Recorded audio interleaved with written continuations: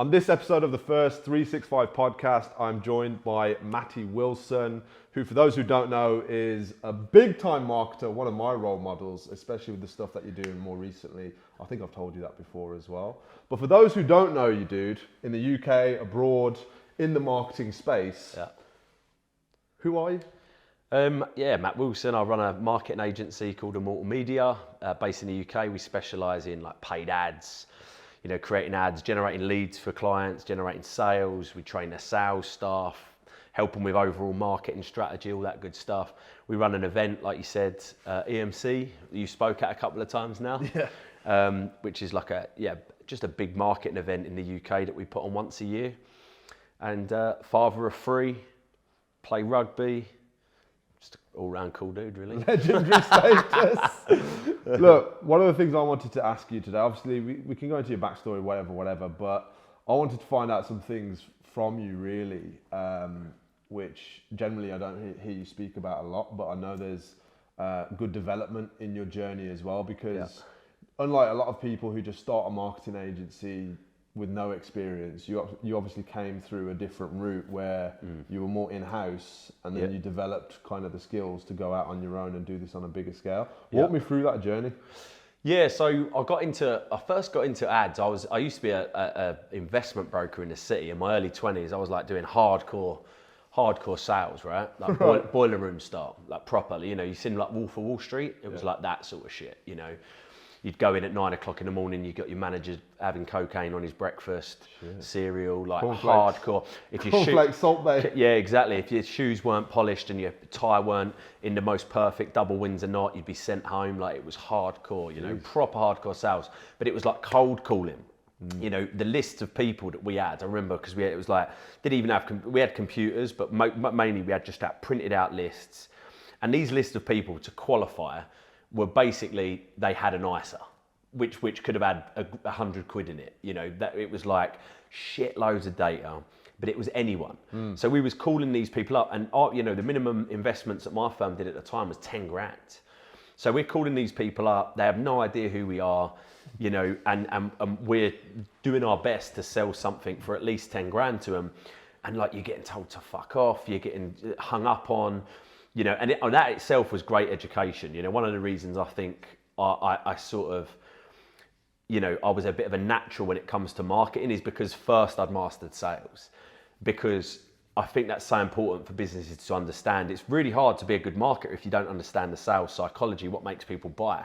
Because marketing really is just selling on a much bigger scale. It's pre-selling almost one-to-many rather than actually trying to close one-on-one.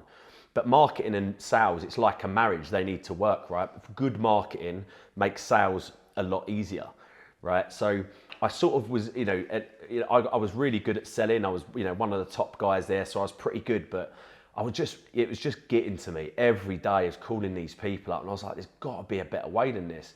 So this is like, how old are you at this time? 22, right? So this is, Google's just come about at this point. And, it's just sort of got big. Internet's sort of just getting big. And I remember saying I think I said to my manager at one point, I was just like, mate, how much do you pay for these leads? Because it's always, all we was getting told, we've paid for these leads, we've paid for these leads. About like the guilt's being set on us. I was like, how much do you pay for these leads? And he was like, well, roughly, they're about a tenner each. He reckons like a tenner a name. And I was like, I worked it out. I'm doing 200 calls a day. So I'm calling 200 of these leads. Then you got 50 other guys on this big floor all calling them. I'm trying to work the math out in my head, and I'm like, mate, they're spending hundreds of thousands of pounds on this shit. And I was just like, there's got to be a better way. So I just, me being me, I love learning at this point. I'm like banging into all of my learning and personal development, all of that. I went home, I just started just Googling lead generation.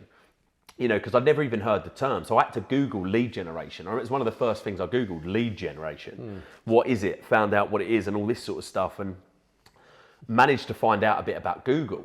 So then, I went down like a rabbit hole of learning. I just dove all in. I learned everything I could about Google Ads, because that's all there was at the time. I went social media. Did you see a Google ad from Frank Kern back then? Oh yeah, 100%. Loads of them. Yeah, loads of them. He was all over the place. Dan Kennedy. So Dan Kennedy, yeah, but the person I learned most of, that actually, and he's still the G, I'm trying to get him to speak at EMC. and his name is Perry Marshall. Perry Marshall is the godfather of Google Ads, like back in the day. He's wrote all the books on it, so that, the official book of Google Ads and all that sort of stuff. Yeah. So I learned a lot of stuff of him. And anyway, I went back to my manager and I was just like, look, mate, we're calling all these people. Most of the time we're getting told to fuck off, we're not answering, not picking up, and all. They don't know who we are. I was like, I've been learning about Google Ads. And he was like, what's Google Ads? So I tried to explain it to him. I said, look, give me £1,000 and just let me test this theory that I've got, all right, where we'll actually run an ad for people that are already searching for it. We'll get them to give us their information. He was like, what, fuck off, you're never gonna get that. I was like, look, what have you got to lose? You got £1,000 to lose, right? Just give me £1,000. So anyway, he gave me this £1,000 in the end. So I went, set up, with proper nervous now, because I'm like, shit, what if this don't work? So I've set up a little Google campaign, and that £1,000 at the time, I think it generated us about between 200 and 300 leads, somewhere around that sort of number. So it was, what's that like? 3-4 quid a lead, right? Something like that, which at the time, obviously, was way, well, I mean, now it's like impossible to get financial leads for that sort of price, but I was like, okay, so we've got these leads now. And no joke, from those leads, about 240 leads, they generated over 100 grand in revenue from that little list that I generated from £1,000. So now, like, he comes into me, he was just like, what the fuck did you do? Like, tell me what you did. Can you do more of it? I was like, yeah, absolutely. So I then ended up being a marketing man, doing all the marketing for them. Got a bit of a name for myself in the city and all that sort of stuff. I had all these other guys approaching me to do work for them. I could have set up an agency at that point, but I didn't have the foresight. I didn't think like that at the time. I was still an employee. Coming from where I come from, my mindset is all employee mindset, right? So I didn't even think about that at that time. So I was just like, I can't do that because I'm working for these guys. But then what happened over time, I'd had one kid, I'd got another one on the way at this point, my second, and traveling to London was just killing me, man. It was just doing me in. I was spending on average 3 hours a day on the train, plus the in-between parts, young family. It was just really hard. So I wanted to get out of London, and I went on and Googled jobs in Kent, marketing manager jobs in Kent. And funnily enough, I found there was an ad for a marketing manager's role, which was in my village. So just outside the main town in my village. I was like, what? That can't be right. It literally was 2 roads away from where I lived at the time. And this turned out to be Andy Harrington's house. No way. Yeah, it's Andy Harrington. So anyone listening don't know Andy Harrington, he's like, big speaker, trained speakers, spoke on massive stages, seminar business. At that time, he only had a little 6-figure business, and I was basically working out of his room. So I got the job working for him, started doing all of his marketing, over the years, helped him take his 6-figure business up to an 8-figure business. Within about 3 years, I was running it. So I was actually the MD of that business, the director. Got the best education anybody could have in business, because I got to work like one-on-one with the entrepreneur. He introduced me to loads of people, my connections, all this, got to travel the world with him, speak on stages. It was just an unbelievable experience. And that was like my way into it, but as everybody does, after a while, it wasn't fulfilling enough. I wanted to go out and do something on my own. So it was about 4 and a half or 5 years ago now, I started my own agency and went out. Obviously, Andy was a client to start with. And then, just got more and more clients on after that. Yeah. How did he react? Because a lot of people who are going from that employee kind of setup mindset to going out on their own. Yeah. And obviously, if Andy's giving you all this opportunity, putting you on, you're running the whole thing. So you're carrying a lot of responsibility in his business. How did he react? And how did you approach that conversation to say, hey, dude, do you want to now become a client? Yeah, so, he was amazing, to be honest, mate. We both knew it was time. In hindsight, I actually waited too long, and he knew that, because my focus was there anyway. So I was, he gave me his blessing to, if I wanted to take on another client while I was still working for him, before I actually set up the agency, fine. So I started doing that. I took on a local restaurant and then a couple of other people that I reached out to.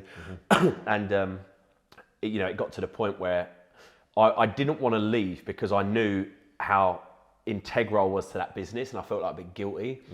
but at the same time, you know, it was the right time. So when I eventually did approach him, he was like, mate, I knew it's been coming. I wish you all the best. I give you all the support and everything you need.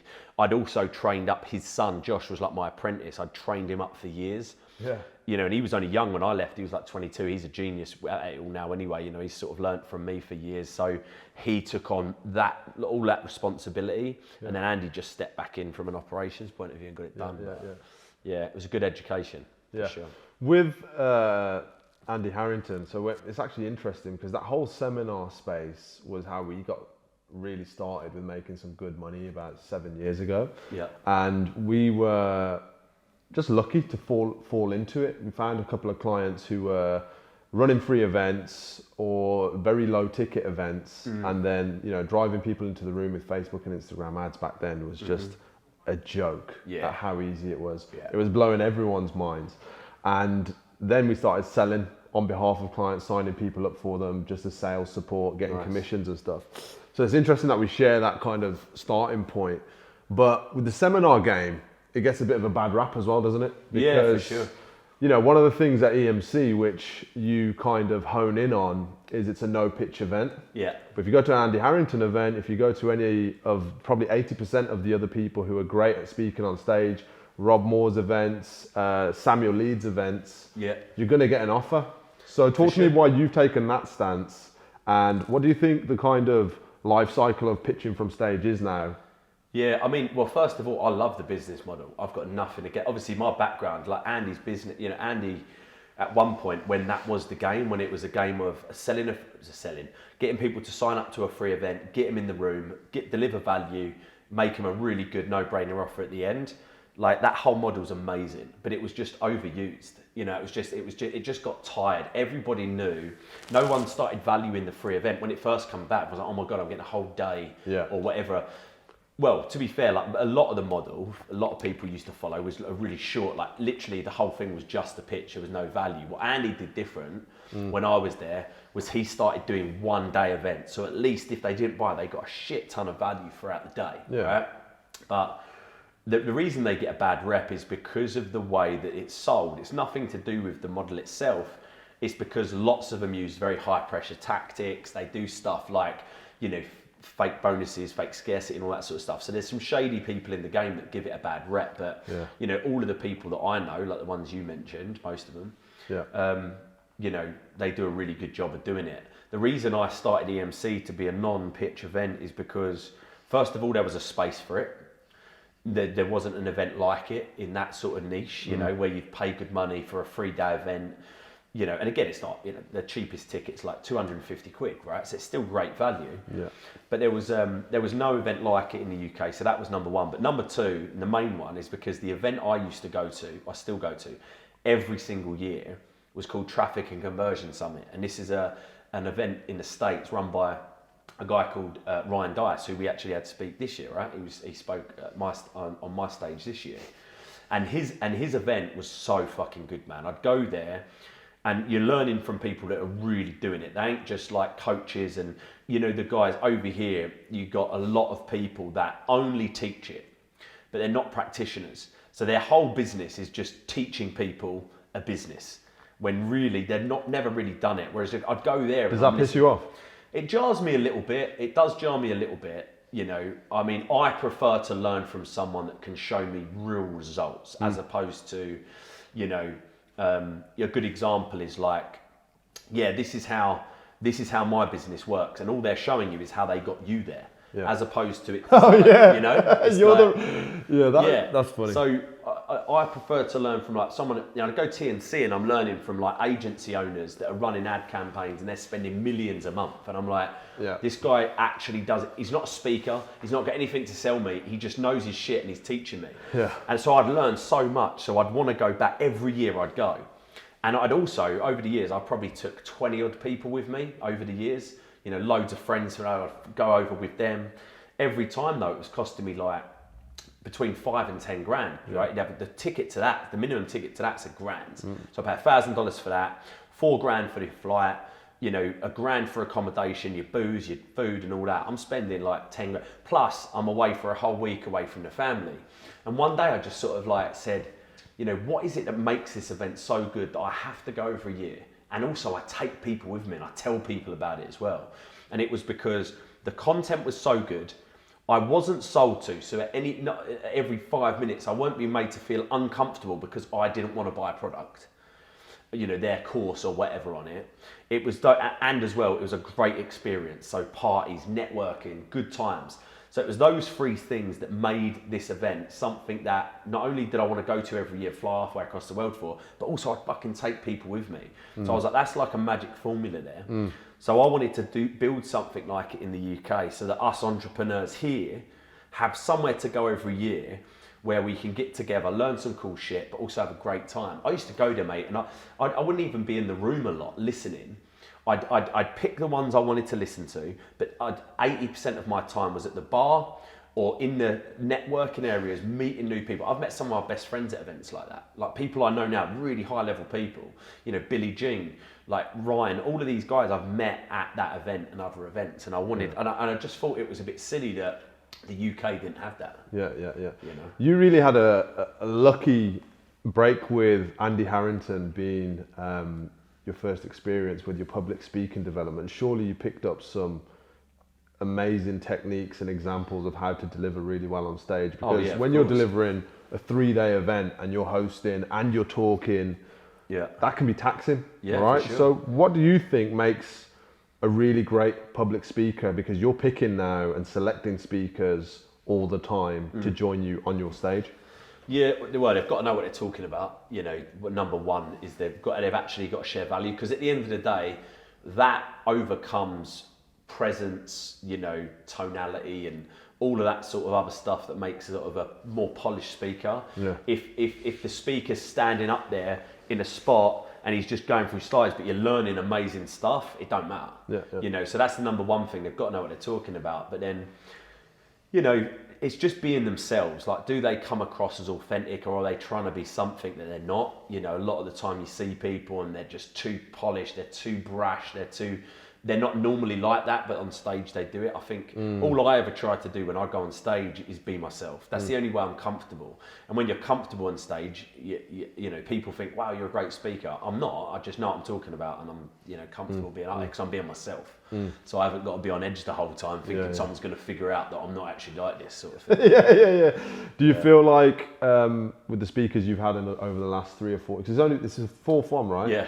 So over the 4 years, do you feel like you've kind of found a category of speakers? Because the previous year I think there was a few more Americans, and then this year, how do you get that balance as well between American speakers and British speakers? Well, last year was the first American. It was Billy. That was the first and only. Oh, was it? Yeah, first and only American we've had was Billy last year, and then this year we got Ryan, Ezra, and Jasmine over, and all three of them were just amazing, right? Yeah, Jasmine in particular, I think she personified what a power speaker is. Oh, she was a power speaker. Yeah. The delivery was unbelievable. She had everyone laughing. Mate, it was unreal. Yeah, she was great. And obviously, you know, for the Yanks, when they come over, we're a tough crowd. Because because I had to explain it to them, you know, like there were some Aussie guys come over that run another event called, what's their event called? It is called Retail Fest. Right. Big event, global event. They do it all over. They come down to CMC because they wanted to see it, and they said it as well. I was like, mate, your audience is so engaged. Yeah. And I was like, and the Yanks don't pick up on it because we sit there, we're loving it, right? We're sitting there, and I'm sitting there loving it. But you're never going to catch me, you know, laughing, getting up, clapping, and all this when I'm not needed to. But everyone's loving it, and Americans obviously, when they're used to speaking to an audience, everyone's like, oh yeah, that's what it's bro. Like that. So when the American speakers don't get that, they think that it's dead. Yeah, they think this. I was like, no, mate, they're loving it. We're just fucking we're They're just quietly loving it. We are English, man, right? We're not out there and we're not brash. We just sit there and we're loving it. We just nod along like, you're right. Yeah, that reminds me, like, we did an event in New York years ago now, and we did the same event in London, and we had one of our biggest sales days. We gave an offer, 2 offers actually on the day, so it was just following that model of free value and then an offer, and then we took it to New York. Compared to the London audience participation, which they're chilling, like, you know, just hanging, you know, they're knackered, you know, they're waking up early, they're getting bombarded with great info. And then when we went to New York, They were jumping out their seats. Yeah, you know what I mean. And Oh, we were mate, like, yeah. you don't even know us, like, because you've just come to the event. You don't even know who the speakers are, Yeah. like, until we turned up. Yeah. And then the end of that event came, and we literally nosedived on sales. There was there was like, what, 4 sales out of a room of 200 people, which was awful. We lost loads of money on it, tens of thousands of pounds, right? Yeah. But we were so confused because the enthusiasm was 100x, but the conversion was minus 100x. So it was like, why is that the case? You know, why do you think Americans in audiences are so different with how much energy they give compared to Brits? I don't know, mate. I mean, honestly, I just think it's their mentality. They've got a great mentality, you know, in terms of, you know, you don't get as many people turning their nose up and stuff like that in America. They're way more supportive of people that want to go out and do something themselves, right? That want to risk stuff, that want to build businesses, because that's what they're all about. Yeah. That's always what they've been about, right? So I think it's just like ingrained in their fucking DNA or something. That negative vibe doesn't exist much. You talked about your kids, so obviously you're aware. I've got a young family now. Yeah. And you're talking about, you know, the sacrifices. Yeah. Your youngest is quite a bit older. My youngest is 11 now, nearly 12. Yeah. Which is crazy. So you started young, right? Yeah. So what were some of those challenges of being a young dad and obviously 3 kids? I think I read a stat recently that the average cost of a kid in the modern day up to 18 years old is 180 grand. Yeah. Right. Net. Yeah. Net. So you better earn that in profits, right? So how's that, you know, journey been for you? Because having kids and starting a business is a lot different to not having kids and starting a business when it comes to risk. Yeah, for sure. I mean, again, you know, in the early stages, because my missus has never worked, right? Because again, she was young as well when she had a kid. So she'd only just, you know, 18, I was 20. And, you know, it was only ever me, first of all. So even when I had a job working for Andy, it was always just a proper struggle all the time, because you know, it's one of those things, where I come from anyway, there was loads of other people that had, you know, even when I was like 16, my mates were popping out kids. And I saw most of these dads, they didn't even see their kids after the mum had had them, right? It was just, that was the way the people that I sort of hung around with were. But I come from a really good family, first of all. I got an amazing dad, an amazing mum. So I sort of knew which way that I wanted to go. And it was just a simple decision, like, you know, do I want to be like that, or do I want to make them proud and do stuff, you know, stuff that's gonna, you know, make them, you know, really proud of me. So I just didn't give myself a choice. But in all honesty, if I didn't have those kids back then, I would probably still be just working a normal job in Gravesend, where I'm from, just doing, you know. Why is that though? Because of the financial, or you know, the financial pressure, if you like, to make something bigger, so you can support them more. Yeah, exactly. I had to make money. I had to do well, because again, you know, my mates, a lot of my friends now, my really good friends now, they're only just popping out kids, right? I'm in mid-30s. They're only just starting to have kids, and they're telling me and moaning about how like much of a struggle it is, right? Where my mate would earn probably 40 grand a year, let's say, but he's with a wife that earns 50 grand a year. And I'm like, you are on a combined income of 80 grand. When I had my first kid, I was on 22 grand a year. That was it. When she didn't earn any money, it was just me. Sure. By the time I had 3, I was only making like 35 grand a year. By the time I had 3. So in my early 20s, because although it was great working for Andy, I didn't get paid a lot in those early stages. Before I worked my way up and ended up running the business and became as valuable as I did for him, I weren't earning a lot of money. You know, I weren't earning 6 figures until I was like mid-20s, like, you know, 26 or something like that. Yeah. And it was tough, but it had to be done, you know. So, but I know for a fact my kids are better off for it, you know, because they've got a great mindset, because I instill, because of what I do and the people I get around, I can instill that type of stuff in them, and I already see it. You know, the teachers just like always just beaming about them, like they're amazing, they're good kids, they're kind, they're you know, and all that sort of stuff. So that's great. Is that a great feeling for you? It's unbelievable, mate, for sure. It makes me like so proud. Yeah, it's the proudest you can ever be, right? When you see them. Why don't you? Because I haven't noticed. I don't think they were at the event, right? They didn't come this year, no, because of school, and it was in Brighton. Because okay, right. It's just a logistics thing. They come the year before. But I don't think I saw them or met them. Obviously, I was only there for a short period because I had to shoot off. But the previous year, I didn't see them either. Now, a lot of people, like, for example, Grant Cardone, his kids are leading public speaking sessions at his events, like the 10X events. Do you, first of all, bring them on stage and put them in those environments? Or is there a reason you do or you don't? No, I did. So last year they came to EMC, but right at the end of the Friday, because again they was at school. Yeah. The year before I got them on stage. Oh right. Yeah, got them on. The girls, they come up and said hello.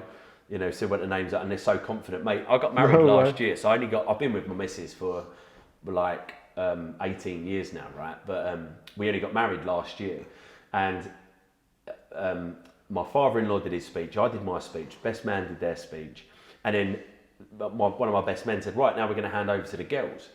And me and Emily like looked at each other because we didn't know about this. We was like, what the fuck, what's going on? And my two girls got up and they both did a speech, and I'll show you the video later, mate. I broke down so fucking hard because it wasn't the words that they said was amazing. They both wrote out this little speech. Yeah. The way they fucking delivered it, and again, I've never taught them any of this stuff or anything, purposely done it. They got up in front of 200 people at my wedding and they absolutely nailed it. So confident. Like Sophie at one point, who's my youngest, she like messed up a little bit and she just laughed it off and then carried on. They didn't go red. They wasn't shaking. They just, and that is what got me. The words that they said was amazing, but it was the way that they got up without any fucking fear. And I was like, how did they learn that? I broke down in tears, and then the cameraman saw me. They come over, and all I was asking was like, how did you learn to do that?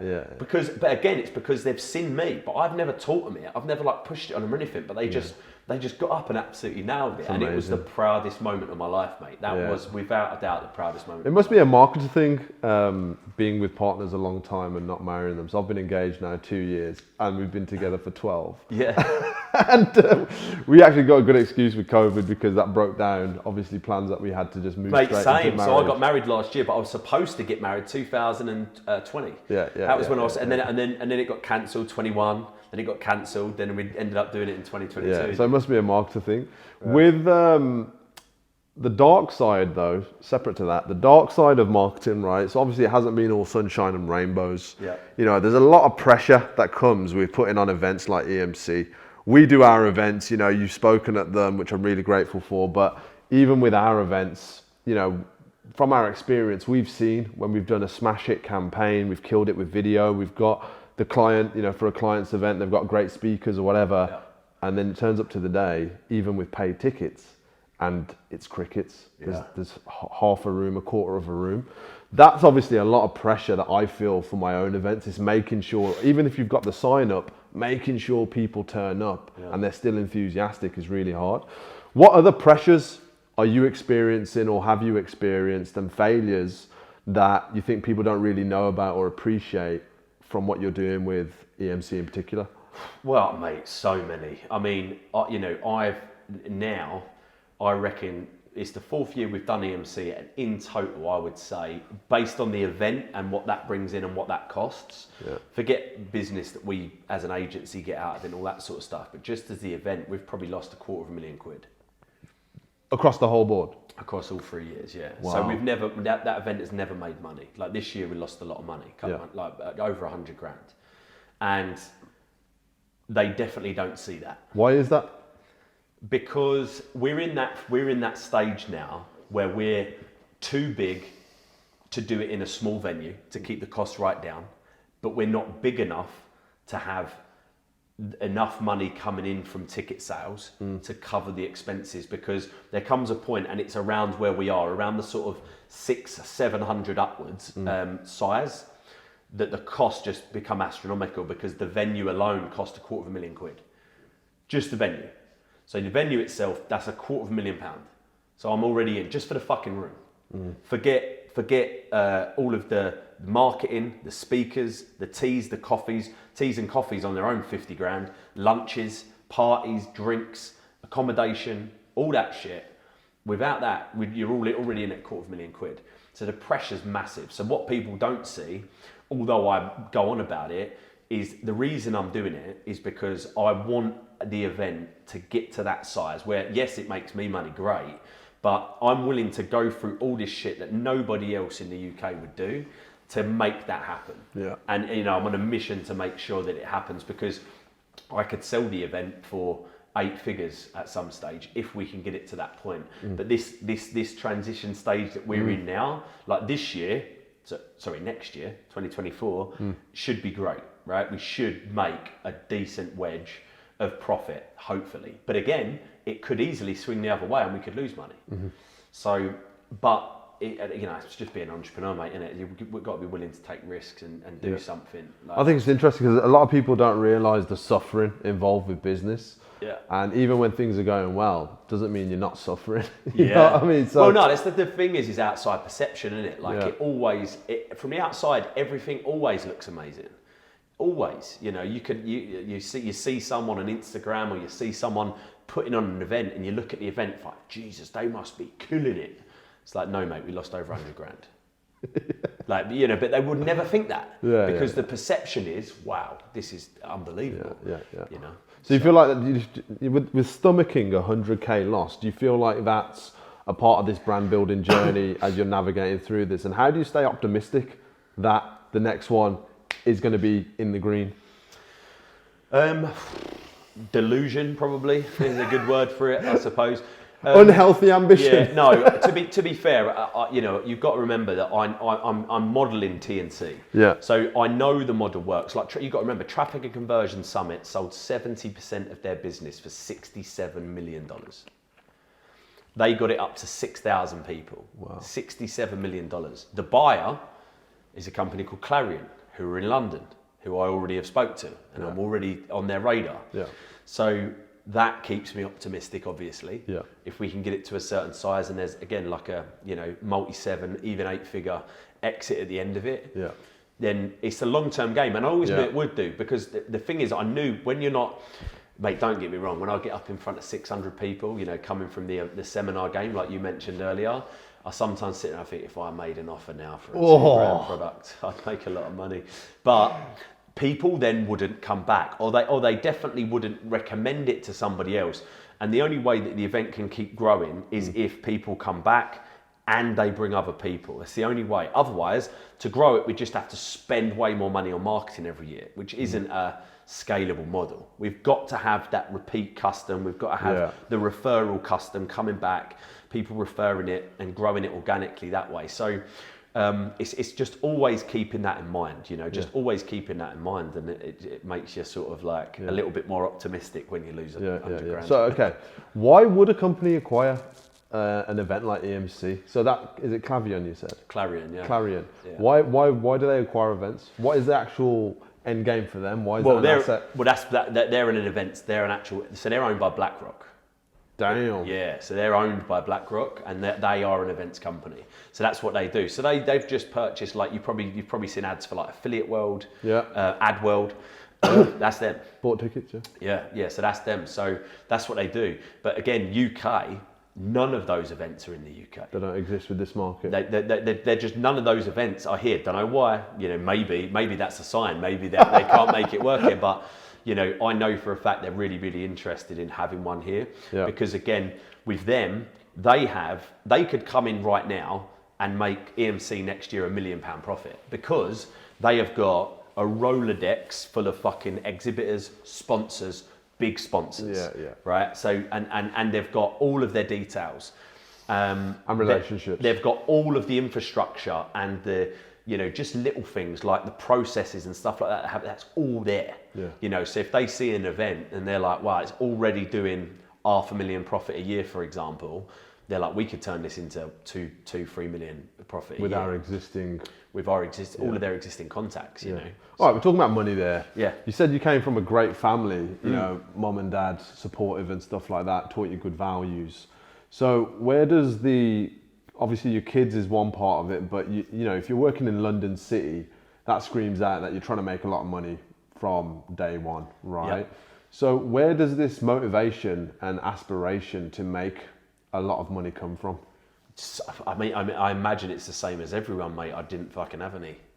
You know, I came from a working class family. My mum worked in a fish and chip shop when I was, you know, up until I was probably about 10. She put herself through university, what's that called? Open University, got a degree in teaching. She's now a head teacher. So I've always seen her work really hard. You know, she was always there to pick us up from school, take us to school.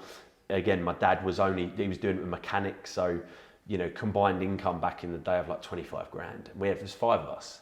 Like we had no money, man. I remember, in the family, including your parents, or with siblings? No, we've 5 siblings, 7 in total. Oh, wow. 7 in total.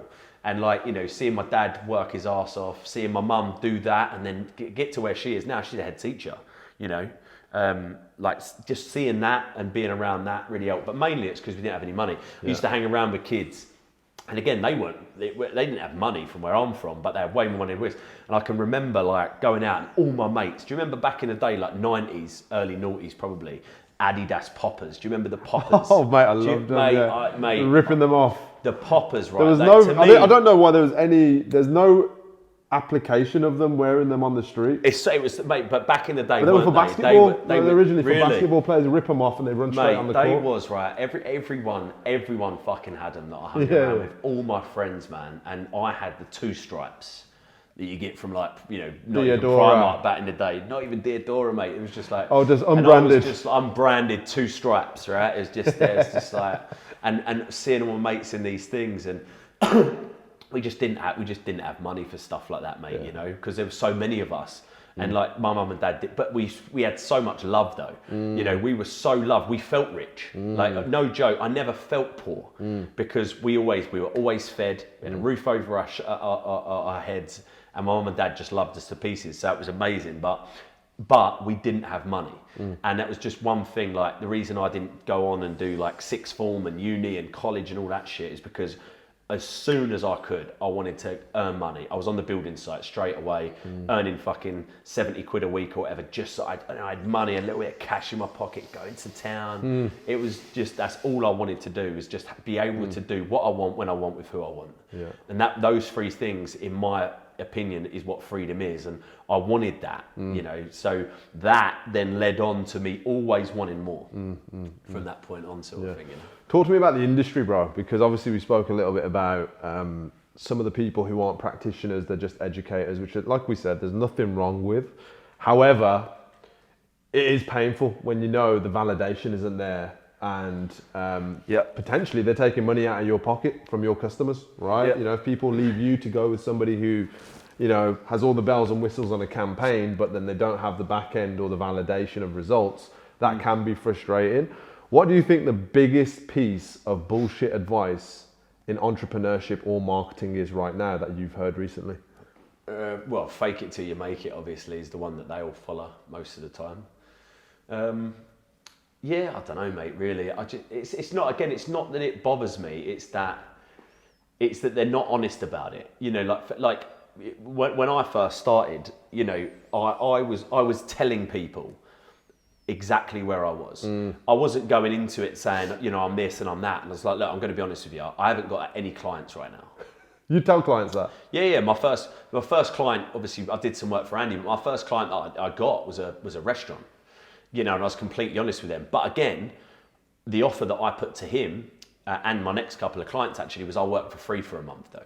Let me just like I did, you know, going back to when I was in the city doing that lead gen, I was like, look, just test me out. Pay for the ad spend, this is how much I'd need, see the results. If you want to carry on after that, amazing. Yeah.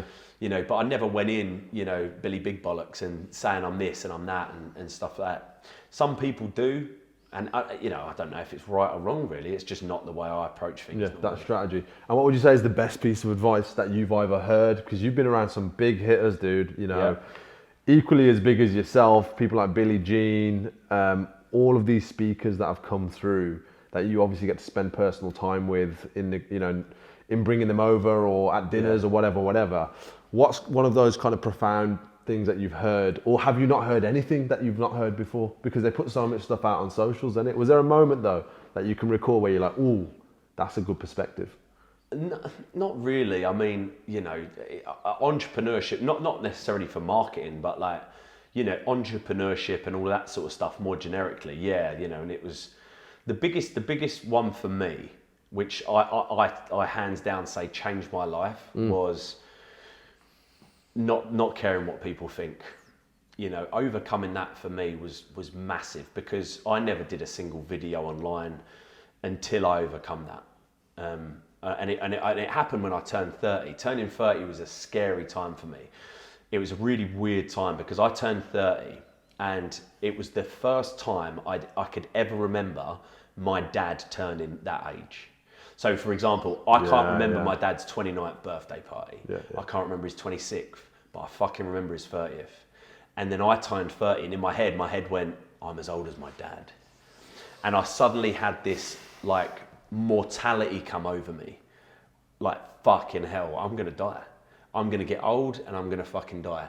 And for the last 5-6 years, I've been saying, I know this stuff and I want to put stuff out like all these guys that we were just talking about that don't actually know what they're talking about.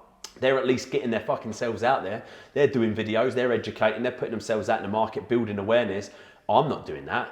Why is it? And I had to do like this really sort of like bit of internal work on myself. I'm a very self-aware person, but even this went under my radar, and I dug deep into myself and just figured out what is the real fucking reason. And I had to admit to myself that it was because I was scared what people think. Because I, like everybody, love to say, oh yeah, I don't care what people think, because I'm a confident guy. You know, we like to say, oh yeah, we don't care what people think, but that was bollocks, because I actually did. And then when I realized that and worked it out, I then had to figure out, okay, but who is it I care what people think? Who is it? And what was mental is when I actually dug deep again, it was people that I used to go to school with, that I don't even see anymore. And I'm now, at this point, I'm 30. I haven't been at school in 14 years, but I'm worried about someone I used to go to school with, because I was a different person back then. And they're different to me now, thinking, oh, have you seen Matt Wilson? What prick, look what he's doing, who's he think he is? Like, and I don't even see him anymore. And then, but when the powerful thing though with that is when I came to that realization, my brain then would not let me carry on doing it, because I was like, fuck that, that's ridiculous. But because up until that point, I'd been lying about it. Oh no, I don't care what people think. I don't care what people think. I didn't do it. But as soon as I realized it, admitted it to myself, I let it go. And no joke, mate, it was the most freeing fucking thing I've ever done. It was like a weight was lifted. I suddenly got in front of a camera and just started putting stuff out. And I did not care and still don't care what people think, because I heard Alex Hormozy say a couple of months ago on one of his videos. He said, in your 20s, all you do is care about what people think. In your 30s, you don't care what people think. And in your 40s, you realise that no one's even fucking thinking about you. And I came to that realisation early, because they're not. You know, you ain't that fucking important. There ain't, in my head, everyone's sitting around waiting for me to do a video, watching, so they can tell. No one even fucking sees it. It's such an irrational fear. Main character syndrome. Yeah, mate, honestly. The true show is what my whole thing's about, being the hero. Being the hero. You think everyone's waiting to make a judgment on you? But they're not, and overcoming that was one of the most freeing things I've ever done in my life. So that was a big lesson learned. Yeah. Amazing. I think that's really good advice. Look, you've worked with loads of clients now, right? And one of the things that I wanted to hear from a fellow marketing agency owner is your red flag list, because you've obviously kissed some frogs in your experience of bringing clients on. Yeah. When you look at the wrong fit for you right now, so your sales team, or even if they're qualifying and then someone speaks to you who on paper looks like a great opportunity for you to scale up, what are some of the red flags that you're looking for in people you don't want to work with? So if they haven't ever spent money on ads is a big one, because we've took people on that haven't spent money on ads to realize they're very uncomfortable spending money to acquire a customer, which is mental. They're a great example. You'd have had this before. It's like, you say they've got a $5,000 service. Yes. How much are you willing to pay to get that person to pay $5,000? And they say, I mean, 50 quid would be great. And it's like, what fucking world do you live in, mate? In what world, in what casino in the world, or what lottery can you give £50 and make $5,000? It's not possible. So they've got to understand the psychology of spending money. That's a big one. Secondly, they've got to have an offer that converts. If it's lead gen, which a lot of our stuff is, if it's lead gen, then they've got to have a good sales pipe, a good sales process in the background to convert the leads. Because again, what we've found before, we'll generate leads for people and they're not called, they're expecting it to happen on email, no sales come in, it's like the leads are shit. It's like the leads aren't shit, you're just not calling them. How many times have you called them? We haven't called them. Or we've called them once. It's like, mate, you've got to do everything you can to get hold of them. There's a reason why they saw an ad, responded to it, gave you their fucking information. They want it, you've just got to get hold of them, work harder. So that's 2. And then number 3 is that they've got to be respectful. In my early days, I learned this, and this is just coming from where I'm from, because I won't take a lot of shit off a lot of people. But if someone starts talking to you like you're a piece of shit on their shoe just because they pay you a fee to do an amazing service that makes them money, and they think that that gives them the right to speak to you like shit, fuck them off straight away. And like I've had, and he'll tell you, because he's heard me say this before, people step out of line on the phone to me, I'll get too shitty with them straight away, immediately I'll slap them down. And I ain't afraid to walk away. You know, one of my favourite things to say is, don't think that I need any money bad enough to let any man speak to me like that, mate. You know, if you want my help, I'll give it to you. But you speak to me like that again, I'm gone. And immediately, that is a boundary set then. And what happens is, if they stick with you, they'll be an amazing client. If they go, great, best for all parties. But if they stick with you after that, that boundary is set then. Because a lot of other people, they think, again, it goes into that employee mentality. Because you are delivering a service you're being paid to deliver, they think that you work for them in some way as like a slave or a servant. No. We're partners here, because I'm doing a service that's making you fucking money. I'm helping you in a good way, all right? I'm not here to be pushed around and spoken to. Why do you think people react like that? Why do you think people behave like that? Where does that come from? It just comes from literally, mate, from throughout time, right? It's like paying a waiter at the restaurant. People think they can be rude to those people because they're there to serve. It's that word, serve. It's like, no. We're here to work together. It's a partnership. I'm not here to serve you. I'm here to help you, to work with you, but not to serve you. I think the people, I can relate to every single one of those, right? But the people who in business feel like they can behave like that, I feel like it all comes from insecurity. They have to be the bigger person. Yeah, for sure. They have to be the richer person. Yeah. They have to be, but then that insecurity also looks like desperation when you look under the lid. Because we need the sales, we need the leads. How much do you want to pay? Nothing. £100. Who's calling them? Thought you guys were going to do all of it, and then it's like you know. So-and-so who worked with you got this result, right? And you're like, yeah, but you're not so-and-so. Yeah. You know what I mean? It's crazy. Yeah. Look, final question, because I know you've got to run. Let's say you do exit and you do sell and you grow EMC. What happens for you then? So what does that actual visualization and that future that you're kind of manifesting look like? My agency. Let's say you do hit the 8-figure mark. Yeah. What are you doing next? My agency would still be there because I just love it, you know. But I'd take a step back from it. I'd love to get to a point where I can work on a strategic high level with companies on their board, for example. Go in, help them out as like a, you know, marketing director, and just be an advisor to different companies and get to pick and choose who I work with to help them grow, because I love doing that. I love getting hands-on with companies, with businesses that have got great products, great services, implement my knowledge and just help them grow. I'd love to do that, because I could do that for the rest of my life, you know. I just realised I have one more question. I've just seen your watch as well, you're fine for time. What was it like getting stood up by Stephen Bartlett at the last EMC? Scary, mate. Because I didn't obviously, we were at a party, right? So we had a party on the night of day 2. He's supposed to be there on day 3. They sent me an email at 5 p.m. on day 2, but obviously because I was at the party, I didn't see it. So I've gone to the party, I boozed up, got back to my room at 11. Luckily, looked at my phone, because I could have easily missed that fucking email. It didn't ring or anything, and then looked at my phone, saw the email from his handler or whatever. Oh yeah, Bartlett can't make it because he's had a family emergency overseas, and it was just like, what the fuck? I couldn't sleep. I didn't sleep all that night. Like I couldn't, because I now knew I had to get on stage and tell 700 people, lots of them who have come to see Bartlett, that he's not coming. I thought that people would think I lied, that it was false advertising, that I used his name just to sell tickets.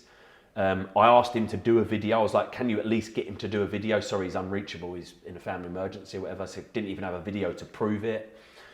the free 1-star reviews we got on Trustpilot, or 3-star reviews, all mentioned that, and that was the thing. But yeah, it was very scary. But again, look, as a leader, as the operator, I had to just get up and take responsibility. So as you know, I got up on stage. I was nearly throwing up backstage. Got up on stage in front of everyone, and just told them, apologised. I said, look, you know, I don't know what I can do. I was nearly in tears.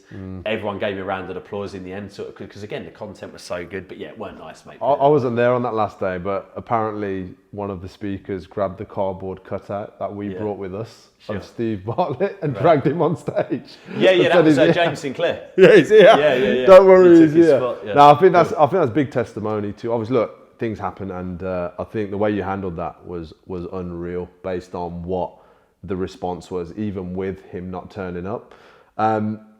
Where can people find you, bro, if they want to find out more about EMC? I know you change the domain with the dates every year. No, yeah, but there's always one domain. It's emclive.co.uk. So no matter what, they'll go to the most recent page when they're listening to this. What about yourself on socials? Yeah, just hit me up on Instagram, man. Matty Wilson, Maty Wilson on Instagram. Yeah.